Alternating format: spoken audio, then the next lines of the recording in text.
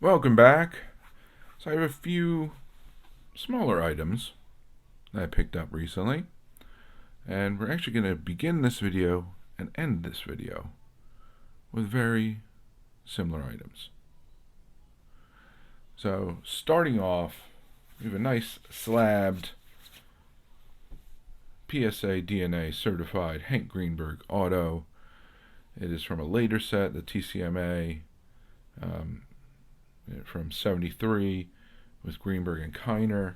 Would love to have a dual sig, but this is Greenberg in his Pittsburgh uniform, 47, postcard format, and a pretty nice auto on there. So nice little addition, inexpensive, so happy to add that. Next up, we'll take a little step back, approach a little bit different part of the PC. 2013 Allen & Ginter Koufax Mini. Big thing about this one is the no number variety. So nice little, much rarer version to come across added to the PC. Then you have, I believe it's this year's, if I remember correctly, 2020 Gypsy Queen short print Koufax with the Gypsy Queen logo swap up top. So nice little addition there. Those are inexpensive buys. This was a surprisingly cheap card. It was a $5 Hank Greenberg Bat Relic. Greats of the Game, Feel the Game Classics. Nice little 2001 Hank Greenberg Bat Relic. Hadn't seen this one previously, and for $5, I'm definitely not passing it up. This one was not $5, but well under market, and really kind of fascinating card. So you have on top a piece of jersey from Jackie Robinson. On the bottom, a piece of bat from Hank Greenberg. So 47 was Greenberg's last, and obviously Jackie Robinson's first. And you do not see these dual relics come up often. And actually it's pants and bat. So when I saw it for the price that they had it listed, which was under $40, figured it was a good time to finally add this to the PC. Now here's a very, very unassuming card. Paid a decent amount, but nothing outrageous. More than a standard 41 play ball Harry Danning. But a lot less than probably should have gone for. So this is the 1941 paper hand cut Harry the Horse Danning. Authentic. A lot of these hand cuts get authentic, even though they look phenomenal. And if you think this is a easy card to get, you'd be incorrect. Total PSA population on this card of any grade. So there's only been 8 examples graded for the Harry Danning. So when I talk about low pop cards, this is definitely a set to go after if you really want low pop. Definitely try and do the 41 paper. If you get lucky, you can sometimes find them for quasi-reasonable prices, but obviously the legends are going to be astronomical prices.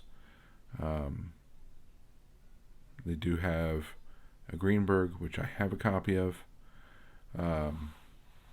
Still pushed away to get slabbed because I've been slacking on that.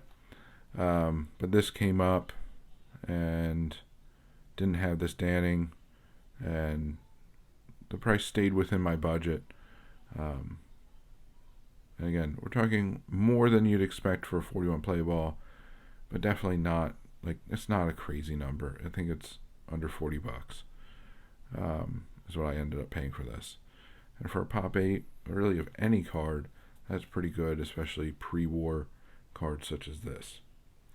And lastly, as promised, we're ending similar to how we started, and that is with some Greenberg Inc.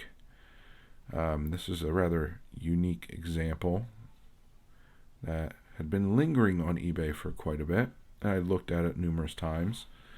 The first example you saw was definitely, obviously with the release of the card, was a much later signature. This is a period, matches up with the date noted here of a 1940 signature. So supposedly whoever sent this out received it back September 19th, 1940. That matches up with this form of signature. And then this is much later. Again, the key pieces are, he did at some point remove the quotation marks. He did have more of a slant early on at times. But the key differentiator is, again, you have this loop going out. More like what you do with a Q. Whereas this, he goes out, but then he loops right back under. Which is period for late 30s, very early 40s for Greenberg SIGs. This is not authenticated, but according to my eye and the eyes of others, other Greenberg collectors, it did look good. Fountain pen signature, and the price was right, so jumped on it. And Greenberg's early SIGs, the pre-war SIGs, are getting harder and harder to find, so finding these at a reasonable price, generally if the price is good, I'm going to jump on it and try and get it. So always keep an eye out for the early SIGs. The later ones are pretty common, but the early ones, again, are drying up rather quickly. So that's kind of the little collection I got for you this time around.